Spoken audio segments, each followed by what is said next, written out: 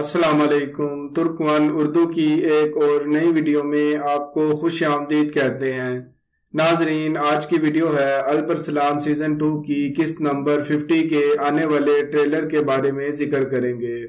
ناظرین، یہ سیزن انتہائی دلچسپ اور شاندار چل رہا ہے۔ ناظرین، اس سیزن کی ہر ویڈیو سسپینس سے بھرپور ہے جو دیکھنے والوں کی دلچسپی بڑھا رہی ہے۔ ناظرین، آتے ہیں آج کی ویڈیو کی طرف۔ ناظرین، الپرسلان کے کپڑے اتنے خراب کیوں ہیں اور تولپار صاحب کو کیوں قتل کیا گیا؟ ناظرین، الپرسلان اپنی فوج کو کیا جذبہ دلاتے ہیں اور ناظرین قتلمش اپنے سپاہیوں کو کیا حوصلہ دیتے ہیں؟ ناظرین، الپرسلان کی قتلمش سے لڑائی ہوتی ہے، کیا قتلمش شہید ہو جائیں گے؟ کیا سفریہ خاتون بچ چکی ہیں؟ کیا گنجیا کانتلی ان کے حوالے کیا گیا ہے؟ اور شہزادے سلیمان وزیر حضرت کو کیا حکم دے رہے ہیں؟ ان کو پکڑ کر لاؤ، اگر نہ لا سکے تو تمہاری گردن اپنے ہاتھوں سے اتار دوں گا۔ ناظرین، ہماری ویڈیو انتہائی دلچسپ ہونے والی ہے، ہماری ویڈیو کو اینڈ تک ضرور دیکھیے گا۔ آپ کو الپرسلان کی قسط نمبر 50 کی ریلیز ڈیٹ بھی بتائی جائے گی۔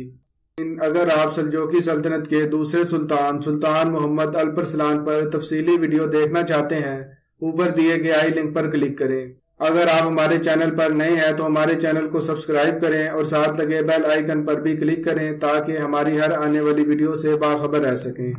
اگر آپ ترکی کے تمام تاریخی ڈرامے اردو ترجمے کے ساتھ دیکھنا چاہتے ہیں تو اپنے موبائل یا لیپ ٹاپ میں موجود پلے اسٹور پر جائیں اور سرچ کے آپشن پر لکھیں مکی ٹی وی آفیشل۔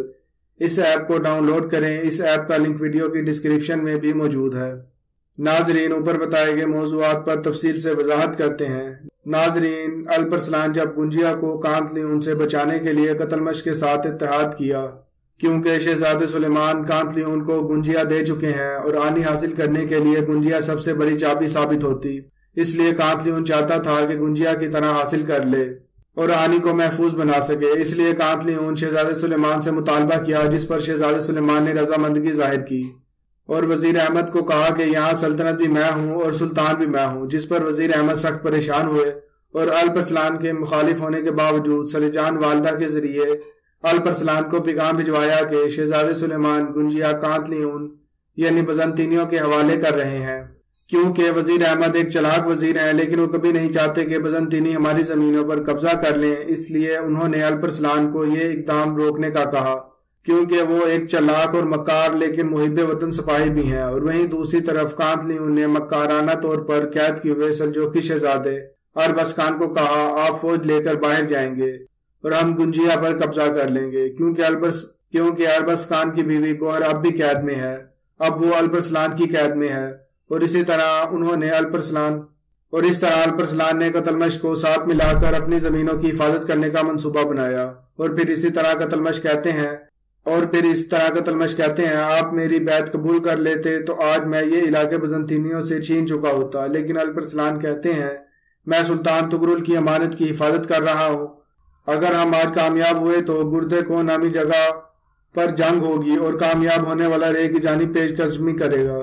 جس پر الپرسلان کانتلی ان پر سامنے کی جانب سے حملہ کرتے ہیں، جس پر کانتلی ان بہت پریشان ہوتا ہے اور کہتا ہے یہ بھیڑیا یہاں کیا کر رہا ہے، اور الپرسلان حملہ کر دیتے ہیں، جس پر کانتلی ان کہتا ہے تمہاری تعداد ہم سے زیادہ نہیں ہے، اور وہی عقب کی جانب سے قتلمش اپنے سپاہیوں کے ساتھ گمسان کی جنگ کرتے ہیں اور اس طرح کانتلی ان کو پیچھے بھاگنے پر مجبور کر دیتے ہیں۔ جب کانتلی ان اپنے ایک دستے کے ساتھ پیچھے ہٹتے ہیں تو اربسکان کی فوج ایک ٹکڑی کے ساتھ ان کا انتظار کرتے ہیں، جس پر کانتلی ان کہتا ہے میں تمہیں زندہ نہیں چھوڑوں گا، جس پر اربسلان حملہ کرتے ہیں اور اربسکان بڑی بہادری سے لڑتے ہیں، اور پھر ان کا سامنا کانتلی ان سے ہوتا ہے،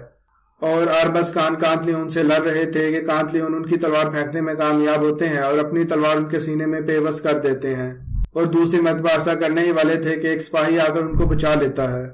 اور پھر اس طرح سپاہی زخمی حالت میں ان کو لے کر چلے جاتے ہیں، اور کانتلی ان چلاتا ہے خداوند آپ ہمارے ساتھ ایسا کیسے کر سکتے ہیں، اور اس طرح کانتلی ان پیچھے ہٹنے پر مجبور ہو جاتے ہیں کیونکہ الپرسلان اور قتلمش بچ چکے تھے، اور اس طرح گنجیا فتح ہو جاتا ہے، اور قتلمش کہتے ہیں گنجیا میرا ہے، جس پر الپرسلان گردے کو پر آنے کا انتظار کروں گا، جس پر قتلمش کہتے ہیں میں اس پیشکش کو قبول کروں گا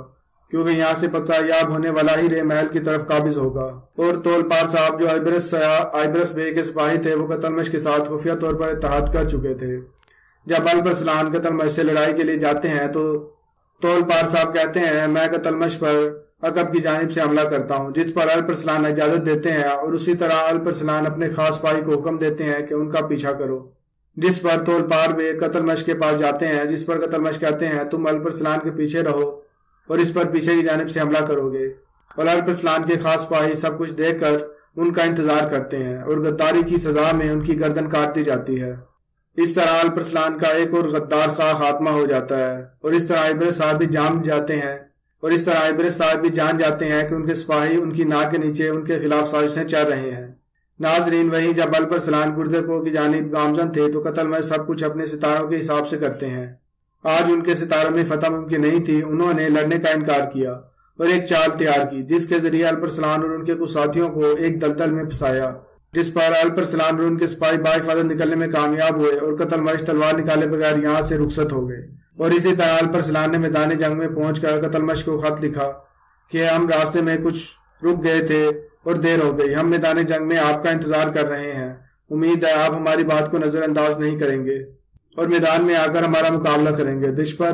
پر قتلمش نے کہا ہمارے ستارے ہمارے ساتھ نہیں، ہماری فتح ممکن نہیں ہو سکتی۔ ناظرین، قتلمش نجوم فلکیات پر یقین رکھنے والے انسان تھے، ان کی زندگی کا ہر کام ستاروں کے مطابق ہوتا تھا، یہاں تک کہ جب کسی سفر پر جانا ہوتا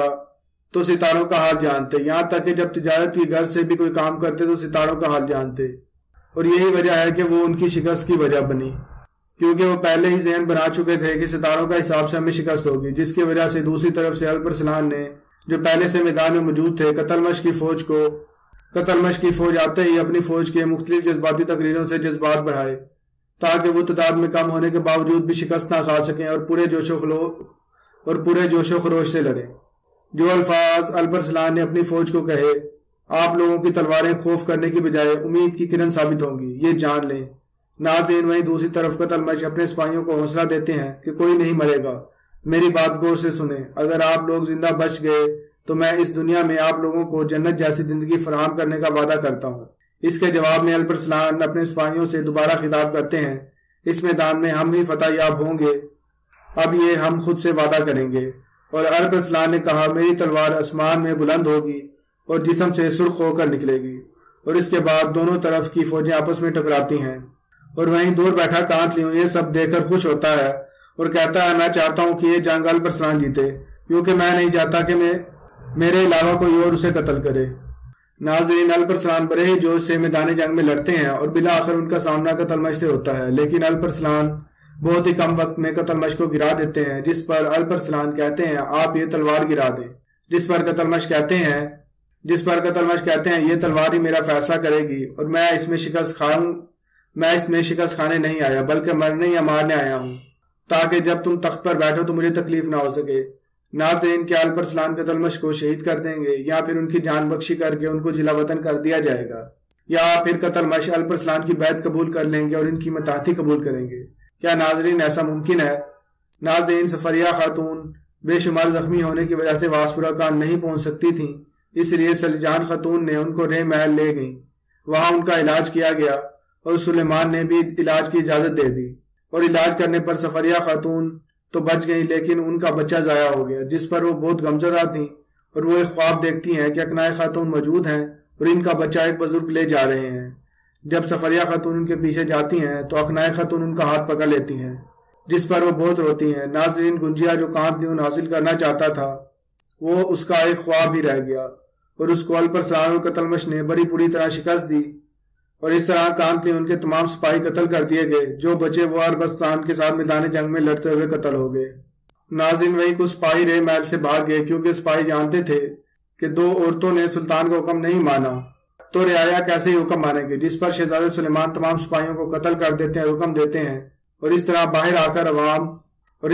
آ کر جو سپاہی الپرسلان کا نام لیتے ہیں ان سب کی گردن کاٹ دی جاتی ہے۔ اس طرح باقی سب لوگ خاموش دیوار ثابت ہو جاتے ہیں، اور اس طرح تمام سپاہی یہ بھی جان چکے ہیں کہ شہزادہ سلیمان نے اپنی زمینیں بزنطینیوں کے حوالے کر دی ہیں، جس پر سپاہیوں میں بہت غم و غصہ پایا جاتا ہے، لیکن وہ مجبور ہیں کیونکہ شہزادہ سلیمان گنجیا بزنطینیوں کو دے چکے ہیں، اور وہ سپاہی الپرسلان کے ساتھ ملنا چاہتے ہیں، جس پر سلیمان بھی حکم دیتے ہیں وزیر تمام سپاہیوں واپس آنے چاہیے ورنہ تمہاری گردن میں اپنے ہاتھوں سے اتاروں گا۔ ناظرین، الپرسلان تخت کے اور قریب ہو چکے ہیں۔ امید کرتا ہوں ہماری آج کی ویڈیو آپ کو پسند آئی ہوگی۔ الپرسلان سیزن 2 کی قسط نمبر 50 کی ریلیز ڈیٹ 4 اپریل ہے۔ ناظرین اپنی رائے سے کمنٹ سیکشن میں ضرور آگاہ کیجیے گا۔ اگر آپ ہمارے چینل پر نئے ہیں تو ہمارے چینل کو سبسکرائب کریں اور ساتھ لگے بیل آئیکن پر بھی کلک کریں تاکہ ہماری ہر آنے والی ویڈیو سے باخبر رہ سکیں۔